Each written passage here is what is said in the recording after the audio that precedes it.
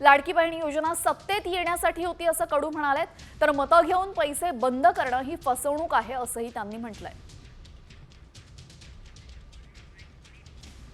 प्रश्न पाडता जेव्हा पैसे त्यांच्या खात्यात टाकले आणि आता तुम्ही सांगता त्या पात्र नाहीये.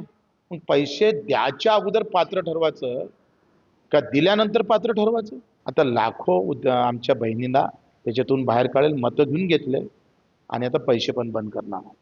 व्यवस्थित चिटिंग आहे, व्यवस्थित फसवणूक आहे आणि ही केलेली फसवणुकीच्या विरोधात ज्या लाडक्या बहिणीचे पैसे बंद झाले त्यांनी खरं तर रस्त्यावर उतरणं गरजेचं आहे. लाडकी बहीण योजनेच्या लाभार्थी महिलांच्या पडताळणीवरनं माजी आमदार बच्चू कडू यांनी आता महायुती सरकारवर हल्लाबोल केलाय. लाडकी बहीण योजना सत्तेत येण्यासाठी होती असं कडू म्हणालेत, तर मतं घेऊन पैसे बंद करणं ही फसवणूक आहे असंही त्यांनी म्हटलंय. प्रश्न पाडता जेव्हा पैसे त्यांच्या खात्यात टाकले आणि आता तुम्ही सांगता त्या पात्र नाहीये. मग पैसे द्यायच्या अगोदर पात्र ठरवायचं का दिल्यानंतर पात्र ठरवायचं? आता लाखो आमच्या बहिणींना त्याच्यातून बाहेर काढेल मतं घेऊन घेतले आणि आता पैसे पण बंद करणार.